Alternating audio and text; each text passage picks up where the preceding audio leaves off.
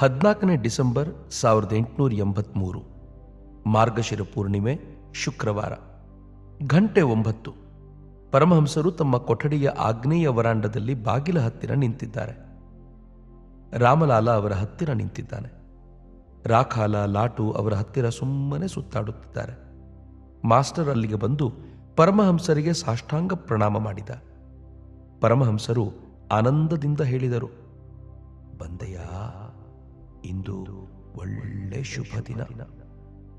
ಇಂದು ಬಂಗಾಳಿ ತಿಂಗಳ ಕೊನೆಯ ದಿನ, ಜೊತೆಗೆ ಪೂರ್ಣಿಮೆ ಬೇರೆ. ಮಾಸ್ಟರ್ ಇಂದು ಇಲ್ಲಿಗೆ ಬಂದಿರುವುದರ ಉದ್ದೇಶ ಪರಮಹಂಸರೊಡನೆ ಕೆಲವು ದಿನಗಳನ್ನು ಕಳೆದು ಸಾಧನೆಯಲ್ಲಿ ತೊಡಗಬೇಕು ಅಂತ. ಪರಮಹಂಸರು ಆತನಿಗೆ ಹೇಳಿದ್ದಾರೆ, ಏನಾದರೂ ಸ್ವಲ್ಪ ಸಾಧನೆ ಮಾಡಿದ್ದೆ ಆದರೆ ಯಾರಾದರೂ ಬಂದು ಹೀಗೆ ಹೀಗೆ ಅಂತ ಹೇಳಿಕೊಟ್ಟು ಬಿಡುತ್ತಾರೆ.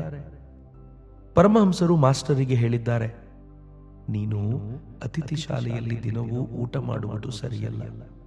ಅದನ್ನು ಏರ್ಪಡಿಸಿರುವುದು ಸಾಧುಗಳಿಗೆ ಮತ್ತು ಭಿಕ್ಷುಗಳಿಗೆ. ನಿನ್ನ ಊಟಕ್ಕಾಗಿ ಒಬ್ಬ ಅಡಿಗೆಯವನನ್ನು ಕರೆದುಕೊಂಡು ಬಾ. ಮಾಸ್ಟರ್ ಆ ರೀತಿಯಾಗಿಯೇ ಒಬ್ಬ ಅಡಿಗೆಯವನನ್ನು ಕರೆದುಕೊಂಡು ಬಂದಿದ್ದಾನೆ. ಪರಮಹಂಸರು ಅಡಿಗೆ ಮಾಡಲು ಆತನಿಗೆ ಒಂದು ಸ್ಥಳವನ್ನು ಏರ್ಪಡಿಸಿ ಕೊಟ್ಟರು. ಈಗ ರಾಮಲಾಲನಿಗೆ ಹೇಳುತ್ತಿದ್ದಾರೆ, ಮಾಸ್ಟರಿಗೆ ಹಾಲಿನ ವ್ಯವಸ್ಥೆ ಮಾಡುವ ಹಾಗೆ. ಸ್ವಲ್ಪ ಹೊತ್ತಾದ ನಂತರ ರಾಮಲಾಲ ಆಧ್ಯಾತ್ಮ ರಾಮಾಯಣದಿಂದ ಓದಲಾರಂಭಿಸಿದ. ಪರಮಹಂಸರು ಮತ್ತು ಮಾಸ್ಟರ್ ಅದನ್ನು ಕೇಳುತ್ತಿದ್ದಾರೆ. ರಾಮಚಂದ್ರ ಸೀತೆಯನ್ನು ವಿವಾಹ ಮಾಡಿಕೊಂಡು ಅಯೋಧ್ಯೆಗೆ ಹಿಂತಿರುಗಿ ಬರುತ್ತಿದ್ದಾಗ ದಾರಿಯಲ್ಲಿ ಪರಶುರಾಮನನ್ನು ಸಂಧಿಸಿದ. ರಾಮಚಂದ್ರ ಹರಧನುಸ್ಸನ್ನು ಮುರಿದಿದ್ದಾನೆ ಎಂಬುದನ್ನು ಕೇಳಿದ ನಂತರ ಪರಶುರಾಮ ಆತನಿಗೆ ತೊಂದರೆ ತಂದೊಡ್ಡಲು ಸಿದ್ಧನಾಗಿರುವುದನ್ನು ನೋಡಿ ದಶರಥ ಭಯದಿಂದ ಸುಮ್ಮನೆ ಕಂಪಿಸಲಾರಂಭಿಸಿದ. ಪರಶುರಾಮ ಒಂದು ಧನುಸ್ಸನ್ನು ರಾಮನ ಮುಂದೆ ಬಿಸಾಡಿ ಅದಕ್ಕೆ ಹೆದೆ ಕಟ್ಟುವ ಹಾಗೆ ಹೇಳಿದ. ರಾಮ ಕಿಂಚಿತ್ ನಕ್ಕು ಆ ಧನುಸ್ಸನ್ನು ತನ್ನ ಎಡಗೈಯಲ್ಲಿ ಎತ್ತಿಕೊಂಡು ಹೆದೆಯೇರಿಸಿ ಟಂಕಾರ ಮಾಡಿದ. ಆನಂತರ ಧನುಸ್ಸಿಗೆ ಬಾಣವನ್ನು ಹೂಡಿ ಪರಶುರಾಮನನ್ನು ಕೇಳಿದ, ಎಲ್ಲಿಗೆ ಬಿಡಬೇಕು ಅಂತ. ಆಗ ಪರಶುರಾಮನ ಅಹಂಕಾರ ಸಂಪೂರ್ಣವಾಗಿ ಚೂರ್ಣವಾಗಿ ಹೋಯಿತು. ಬಳಿಕ ಆತ ಶ್ರೀರಾಮಚಂದ್ರ ಪರಬ್ರಹ್ಮನೇ ಎಂದು ಭಾವಿಸಿ ಆತನನ್ನು ಸ್ತೋತ್ರ ಮಾಡಲಾರಂಭಿಸಿದ. ಪರಶುರಾಮನ ಸ್ತೋತ್ರವನ್ನು ಕೇಳುತ್ತಾ ಇದ್ದ ಹಾಗೆ ಪರಮಹಂಸರು ಭಾವಾವಿಷ್ಟರಾಗಿ ಬಿಟ್ಟಿದ್ದಾರೆ. ಆಗಾಗ ರಾಮನಾಮವನ್ನು ತಮ್ಮ ಮಧುರ ಕಂಠದಿಂದ ಉಚ್ಚರಿಸುತ್ತಿದ್ದಾರೆ. ಬಳಿಕ ಪರಮಹಂಸರು ರಾಮಲಾಲನಿಗೆ ಚಂಡಾಲ ಗುಹಕನ ಸಂಬಂಧವಾಗಿ ಓದುವಂತೆ ಹೇಳಿದರು. ರಾಮಲಾಲ ಓದುತ್ತಿದ್ದಾನೆ. ಚಂಡಾಲ ಗುಹಕ ಶ್ರೀರಾಮಚಂದ್ರನ ಗೆಳೆಯ. ಪಿತೃವಾಕ್ಯ ಪರಿಪಾಲನೆಗಾಗಿ ಶ್ರೀರಾಮಚಂದ್ರ ಸೀತೆ ಮತ್ತು ಲಕ್ಷ್ಮಣರೊಡನೆ ವನಕ್ಕೆ ತೆರಳುತ್ತಿದ್ದಾಗ ಆತ ಅವರನ್ನು ತನ್ನ ದೋಣಿಯಲ್ಲಿ ಕೂರಿಸಿ ಸರಯೂ ನದಿಯನ್ನು ದಾಟಿಸಿದ. ರಾಮ ಆತನನ್ನು ಆಲಿಂಗನ ಮಾಡಿಕೊಂಡು ಹೇಳಿದ, ತಾನು ವಲ್ಕಲವನ್ನು ಉಟ್ಟು ಗೆಡ್ಡೆಗೆಣಸು ತಿಂದುಕೊಂಡು 14 ವರ್ಷ ವನವಾಸ ಮಾಡಬೇಕಾಗಿದೆ. ವನವಾಸ ಮುಗಿಸಿ ಅಯೋಧ್ಯೆಗೆ ಹಿಂತಿರುಗುವಾಗ ತಾನು ಬಂದು ಆತನನ್ನು ನೋಡುವುದಾಗಿ. ಗುಹಕ ಅಷ್ಟೂ ಕಾಲವನ್ನು ಆತನಿಗಾಗಿ ಎದುರು ನೋಡುತ್ತಲೇ ಶಾಂತತೆಯಿಂದ ಕಳೆದ. ಆದರೆ 14 ವರ್ಷ ಮುಗಿದ ಮೇಲೂ ರಾಮ ಬಾರದಿರುವುದನ್ನು ನೋಡಿ ಗುಹಕ ಅಗ್ನಿಪ್ರವೇಶ ಮಾಡಲು ಸಿದ್ಧನಾಗಲಾರಂಭಿಸಿದ. ಆತ ಇನ್ನೇನು ಅಗ್ನಿಪ್ರವೇಶ ಮಾಡಬೇಕು, ಅಷ್ಟರಲ್ಲಿ ಹನುಮಂತ ಬಂದು ರಾಮನ ಸಮಾಚಾರ ಕೊಟ್ಟ. ರಾಮಚಂದ್ರ ಮತ್ತು ಸೀತೆ ಪುಷ್ಪಕ ವಿಮಾನದಲ್ಲಿ ಕುಳಿತು ಅಲ್ಲಿಗೆ ಬಂದರು. ಆಗ ಗುಹಕನ ಆನಂದಕ್ಕೆ ಎಣೆಯೇ ಇಲ್ಲದೆ ಹೋಯಿತು. ಮಧ್ಯಾಹ್ನದ ಊಟವಾದ ನಂತರ ಪರಮಹಂಸರು ತಮ್ಮ ಹಾಸಿಗೆಯ ಮೇಲೆ ವಿಶ್ರಮಿಸಿಕೊಳ್ಳುತ್ತಿದ್ದಾರೆ. ಮಾಸ್ಟರ್ ಹತ್ತಿರದಲ್ಲೇ ನೆಲದ ಮೇಲೆ ಕುಳಿತಿದ್ದಾನೆ. ಸ್ವಲ್ಪ ಹೊತ್ತಿನೊಳಗೆ ಡಾಕ್ಟರ್ ಶ್ಯಾಮ ಮತ್ತು ಕೆಲವು ಮಂದಿ ಭಕ್ತರು ಕೊಠಡಿಯನ್ನು ಪ್ರವೇಶಿಸಿದರು. ಈಗ ಪರಮಹಂಸರು ಎದ್ದು ಕುಳಿತು ಮಾತುಕತೆಯಾಡುತ್ತಿದ್ದಾರೆ. ಶ್ರೀರಾಮಕೃಷ್ಣರು, ಸರ್ವದಾ ಕರ್ಮಗಳನ್ನು ಮಾಡಿಕೊಂಡು ಹೋಗುತ್ತಲೇ ಇರಬೇಕಾದ ಅವಶ್ಯಕತೆ ಏನೂ ಇರುವುದಿಲ್ಲ. ಕಾಯಿ ಕಚ್ಚಿದ ಮೇಲೆ ಹೂವು ತಾನಾಗಿಯೇ ಉದುರಿ ಹೋಗುವ ಹಾಗೆ ಭಗವದ್ ದರ್ಶನವಾದ ನಂತರ ಕರ್ಮಗಳು ತಾವಾಗಿಯೇ ನಿಂತು ಹೋಗುತ್ತವೆ.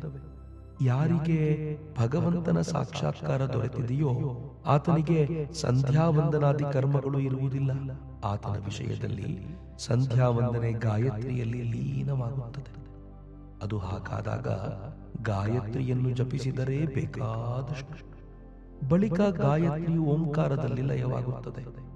ಅದಾದ ನಂತರ ಗಾಯತ್ರಿಯನ್ನು ಜಪಿಸಬೇಕಾದ ಅವಶ್ಯಕತೆ ಏನಿರುವುದಿಲ್ಲ.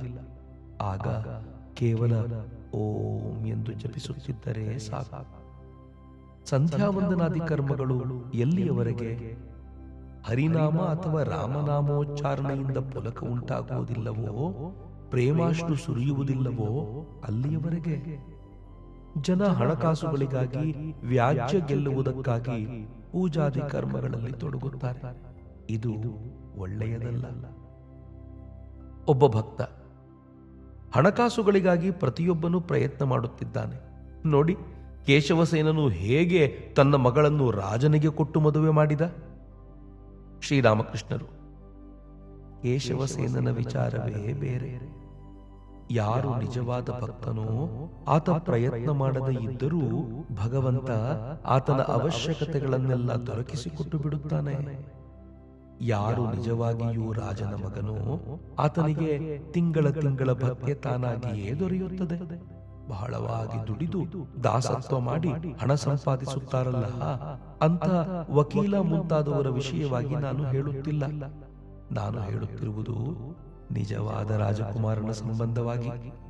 ಯಾರಿಗೆ ಯಾವ ಕಾಮನೆಗಳು ಇಲ್ಲವೋ ಅವರು ಹಣಕಾಸುಗಳಿಗಾಗಿ ಹಾತೊರೆಯುವುದಿಲ್ಲ, ಅದು ತಾನಾಗಿಯೇ ಬರುತ್ತದೆ.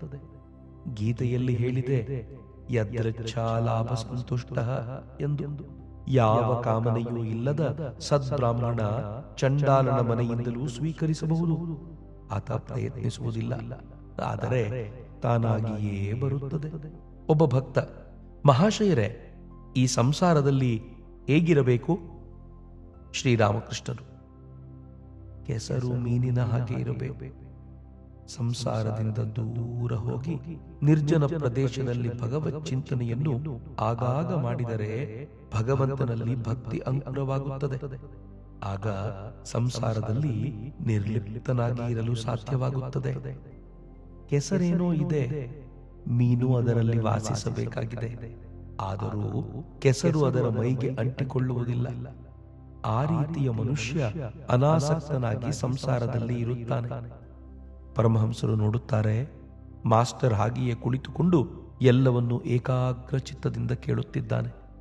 ಶ್ರೀರಾಮಕೃಷ್ಣರು ಮಾಸ್ಟರ್ ಕಡೆ ನೋಡಿ, ತೀವ್ರ ವೈರಾಗ್ಯ ಉಂಟಾದರೆ ಭಗವಂತನ ಸಾಕ್ಷಾತ್ಕಾರವನ್ನು ಪಡೆದುಕೊಳ್ಳಬಹುದು. ಯಾರಿಗೆ ತೀವ್ರ ವೈರಾಗ್ಯ ಉಂಟಾಗಿದೆಯೋ ಅವರಿಗೆ ಈ ಸಂಸಾರ ದಾವಾನಲದ ಹಾಗೆ ಕಾಣುತ್ತದೆ. ಹೆಂಡತಿ ಮಕ್ಕಳು ಅವರ ಕಣ್ಣಿಗೆ ಆಳವಾದ ಬಾವಿಯ ಹಾಗೆ ಕಾಣುತ್ತಾರೆ. ಅಂಥ ವೈರಾಗ್ಯ ನಿಜವಾಗಿ ಉಂಟಾದುದೇ ಆದರೆ ಮನೆಯನ್ನು ತ್ಯಜಿಸಿ ಹೋಗಲೇಬೇಕಾಗುತ್ತದೆ. ಸಂಸಾರದಲ್ಲಿ ಕೇವಲ ಅನಾಸಕ್ತರಾಗಿ ಇದ್ದುಕೊಂಡಿರುವುದು ಅವರಿಗೆ ತೃಪ್ತಿಯನ್ನು ತರದು. ಕಾಮಕಾಂಚನವೇ ಮಾಯೆ. ಅದರ ಸ್ವರೂಪ ಏನು ಎಂಬುದನ್ನು ಅರಿತದ್ದೇ ಆದರೆ ಅದು ನಾಚಿಕೆ ಪಟ್ಟುಕೊಂಡು ತಾನೇ ಕಂಬಿ ಕೀಳುತ್ತದೆ. ಒಬ್ಬ ಹುಲಿಯ ಚರ್ಮ ಹೊದ್ದುಕೊಂಡು ಒಬ್ಬನನ್ನು ಅಂಜಿಸುತ್ತಿದ್ದ. ಆತ ಹೇಳಿದ, ನೀನು ಯಾರು ಎಂಬುದು ನನಗೆ ಗೊತ್ತು, ನೀನು ನಮ್ಮ ಹರಿ. ಆಗ ಹುಲಿಯ ಚರ್ಮ ಹೊದ್ದುಕೊಂಡಿದ್ದವನು ನಗುತ್ತಾ ಹೊರಟು ಹೋಗಿ ಇನ್ನೊಬ್ಬನನ್ನು ಹೆದರಿಸಲಾರಂಭಿಸಿದ. ಪ್ರತಿಯೊಬ್ಬ ಹೆಂಗಸು ಶಕ್ತಿಯ ಒಂದೊಂದು ರೂಪ. ಆ ಆದ್ಯಾಶಕ್ತಿಯೇ ಹೆಂಗಸಾಗಿ ಹೆಂಗಸಿನ ರೂಪ ಧರಿಸಿದ್ದಾಳೆ. ಆಧ್ಯಾತ್ಮ ರಾಮಾಯಣದಲ್ಲಿ ಹೇಳಿದೆ, ನಾರದಾದಿ ಋಷಿಗಳು ಶ್ರೀರಾಮನನ್ನು ಸ್ತೋತ್ರ ಮಾಡಿದರು. ಹೇ ರಾಮ, ಗಂಡಸರಾಗಿ ಕಾಣುವವರೆಲ್ಲ ನೀನೇ, ಹೆಂಗಸರಾಗಿ ಕಾಣುವವರೆಲ್ಲ ಸೀತೆಯೇ. ನೀನು ಇಂದ್ರ, ಸೀತೆ ಇಂದ್ರಾಣಿ. ನೀನು ಶಿವ, ಸೀತೆ ಶಿವೆ. ನೀನು ನರ, ಸೀತೆ ನಾರಿ. ಹೆಚ್ಚಾಗಿ ಇನ್ನೇನು ತಾನೇ ನಾವು ಹೇಳೋಣ? ಗಂಡಸು ಎಲ್ಲೋ ಅಲ್ಲಿ ಇರತಕ್ಕವನು ನೀನೇ, ಹೆಂಗಸು ಎಲ್ಲೋ ಅಲ್ಲಿ ಇರತಕ್ಕವಳು ಸೀತೆಯೇ. ಸುಮ್ಮನೆ ಮನಸ್ಸಿನಲ್ಲಿ ಮಾಡಿಕೊಂಡ ಕ್ಷಣಕ್ಕೆ ತ್ಯಾಗ ಮಾಡಲಾಗುವುದಿಲ್ಲ. ಪ್ರಾರಬ್ಧ, ಸಂಸ್ಕಾರ ಇವೆಲ್ಲವೂ ಇವೆ. ಒಮ್ಮೆ ಒಬ್ಬ ಯೋಗಿ ಒಬ್ಬ ರಾಜನಿಗೆ ಹೇಳಿದ, ನೀನು ನನ್ನೊಡನೆ ಇದ್ದುಕೊಂಡು ಭಗವಂತನ ಧ್ಯಾನ ಮಾಡಿಕೊಂಡಿರು. ರಾಜ ಹೇಳಿದ, ಅದು ನನ್ನಿಂದ ಸಾಧ್ಯವಿಲ್ಲ. ಸುಮ್ಮನೆ ಏನೋ ನಾನು ನಿಮ್ಮೊಡನೆ ಇರಬಲ್ಲೆ, ಆದರೆ ನನಗಿನ್ನೂ ಭೋಗಾಸಕ್ತಿ ಇದೆ. ನಾನೇನಾದರೂ ಈ ವನದಲ್ಲಿ ಇದ್ದುದೇ ಆದರೆ ಈ ವನವೇ ಒಂದು ರಾಜ್ಯವಾಗಿ ಬಿಡಬಹುದು. ನನ್ನಲ್ಲಿ ಇನ್ನೂ ಭೋಗೇಚ್ಛೆ ಇದೆ. ನಟವರ ಪಾಂಜ ಹುಡುಗನಾಗಿದ್ದಾಗ ಈ ತೋಟದಲ್ಲಿ ದನ ಮೇಯಿಸುತ್ತಿದ್ದ. ಆತ ಭೋಗ ಪಡಬೇಕಾದ್ದು ಇನ್ನೂ ಬೇಕಾದಷ್ಟು ಇತ್ತು. ಅದಕ್ಕಾಗಿ ಆತ ಹರಳೆಣ್ಣೆ ಮಿಲ್ಲು ಇರಿಸಿ ಯಥೇಚ್ಛವಾಗಿ ಹಣ ಸಂಪಾದಿಸಿದ. ಆತನ ಹರಳೆಣ್ಣೆ ವ್ಯಾಪಾರ ಅಲಂಬಜಾರಿನಲ್ಲಿ ಬಹಳ ನಡೆದುಕೊಂಡು ಬರುತ್ತಿದೆ. ಒಂದು ಸಂಪ್ರದಾಯವಿದೆ, ಅದು ಹೇಳುತ್ತದೆ, ಹೆಂಗಸಿನೊಡನೆ ಕೂಡಿ ಸಾಧನೆಯಲ್ಲಿ ತೊಡಗುವ ಹಾಗೆ. ಒಮ್ಮೆ ನನ್ನನ್ನು ಕರ್ತಾಭಜ ಹೆಂಗಸರ ಹತ್ತಿರಕ್ಕೆ ಕರೆದುಕೊಂಡು ಹೋಗಿದ್ದರು. ಅವರೆಲ್ಲ ಬಂದು ನನ್ನ ಹತ್ತಿರ ಕುಳಿತುಕೊಂಡರು.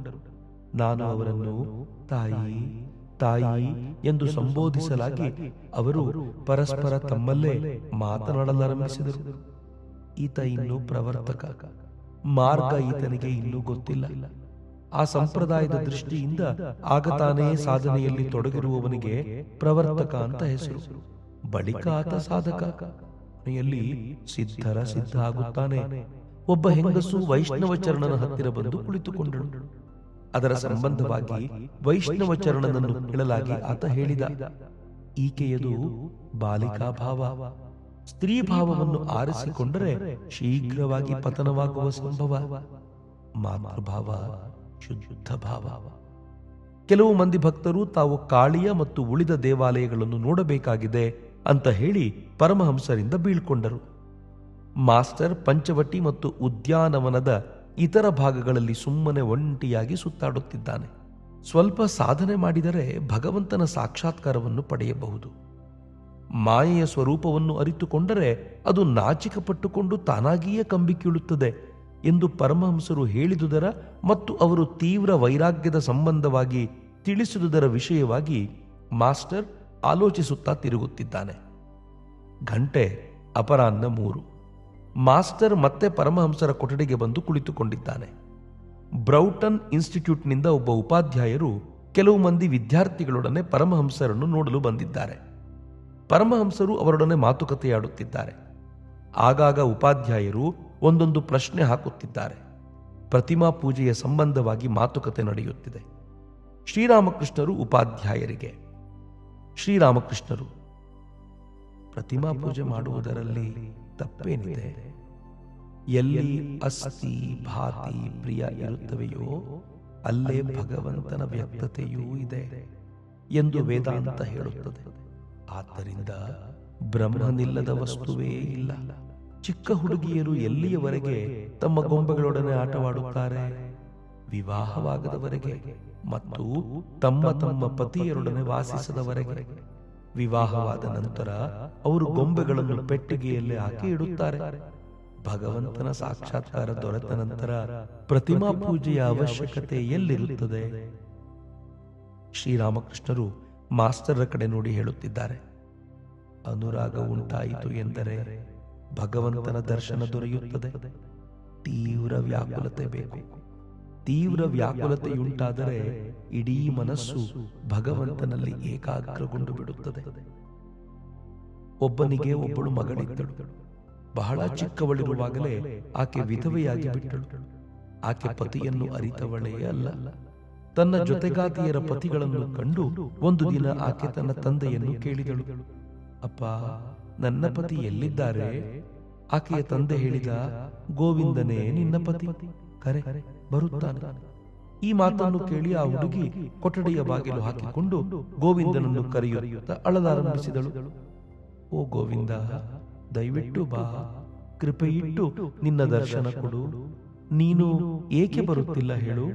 ಆ ಚಿಕ್ಕ ಹುಡುಗಿಯ ಹೃದಯ ವಿದ್ರಾವಕ ಅಳುವನ್ನು ನೋಡಿ ಆಕೆಗೆ ಭಗವಂತ ದರ್ಶನ ಕೊಡದೆ ಇರಲಾಗಲಿಲ್ಲ. ಆಕೆಗೆ ದರ್ಶನವಿದ್ದ. ಮಗುವಿನಂಥ ವಿಶ್ವಾಸ ಬೇಕು. ಮಗು ತಾಯಿಯನ್ನು ನೋಡಲು ಯಾವ ರೀತಿಯಾದ ವ್ಯಾಕುಲತೆಯನ್ನು ತೋರಿಸುವುದೋ ಆ ರೀತಿಯಾದ ವ್ಯಾಕುಲತೆ ಬೇಕು. ಅಂಥ ವ್ಯಾಕುಲತೆ ಉಂಟಾಯಿತು ಎಂದರೆ ಅರುಣೋದಯವಾದ ಹಾಗೆ. ಅರುಣೋದಯವಾದ ನಂತರ ಸೂರ್ಯೋದಯವಾಗಲೇಬೇಕು. ಅಂಥ ವ್ಯಾಕುಲತೆಯುಂಟಾದ ಒಡನೆಯೇ ಭಗವಂತನ ದರ್ಶನ ದೊರೆಯುತ್ತದೆ.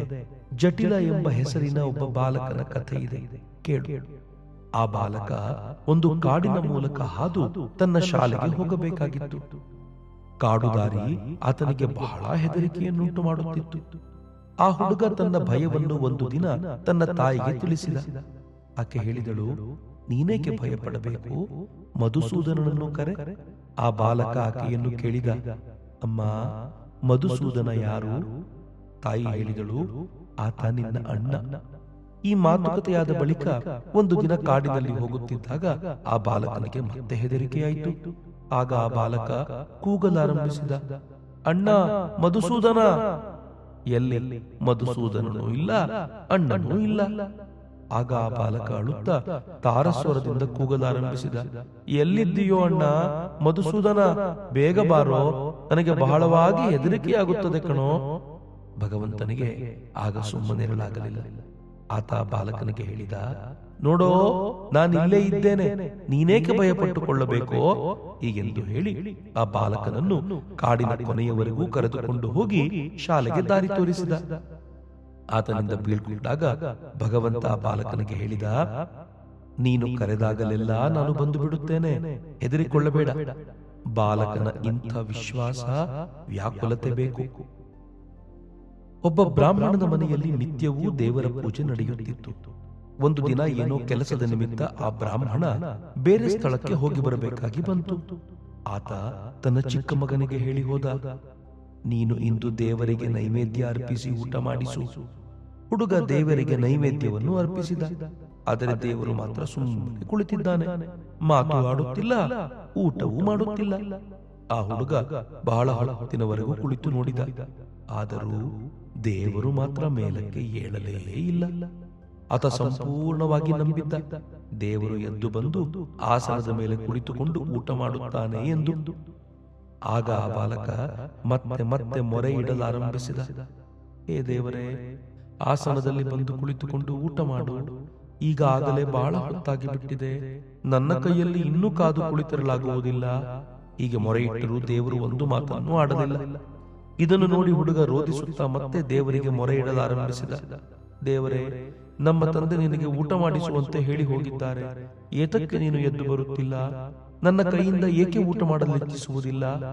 ಆ ಹುಡುಗ ಈ ರೀತಿಯಾಗಿ ಅತ್ಯಂತ ವ್ಯಾಕುಲನಾಗಿ ಅಳಲಾರಂಭಿಸಿದ.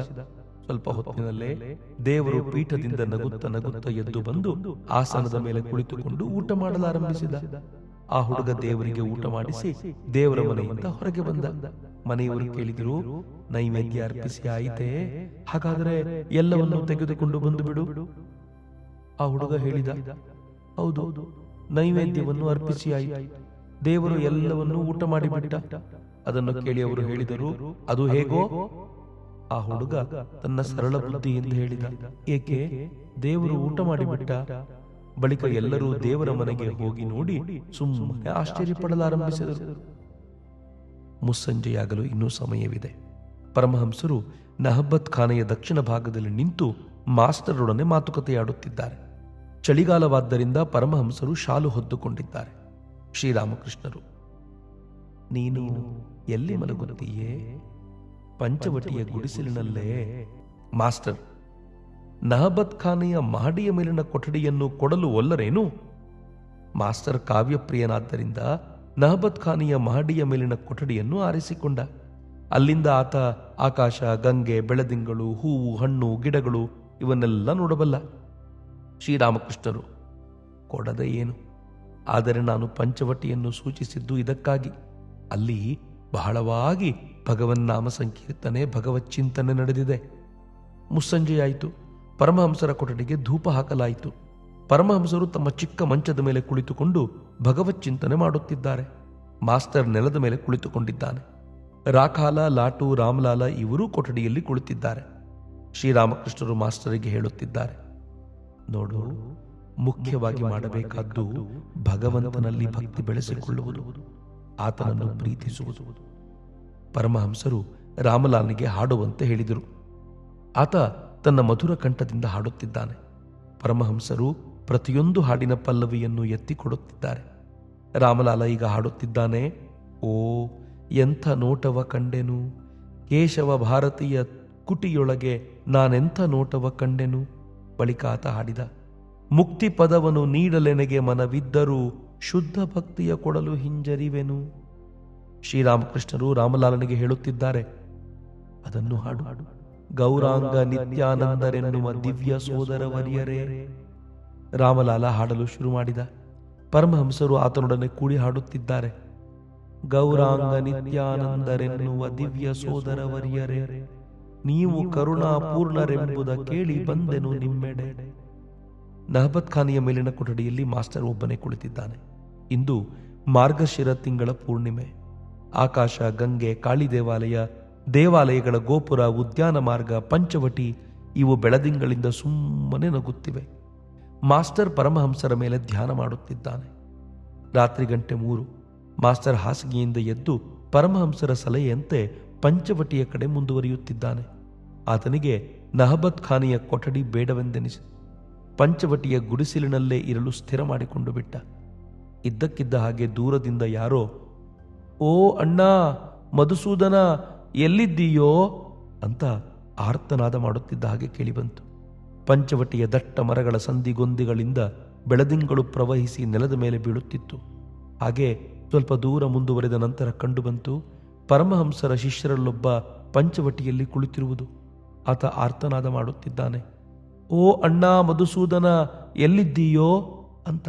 ಮಾಸ್ಟರ್ ಸ್ವಲ್ಪವೂ ಸದ್ದು ಮಾಡದೆ ಆತನನ್ನೇ ದೃಷ್ಟಿಸಿ ನೋಡುತ್ತಿದ್ದಾನೆ.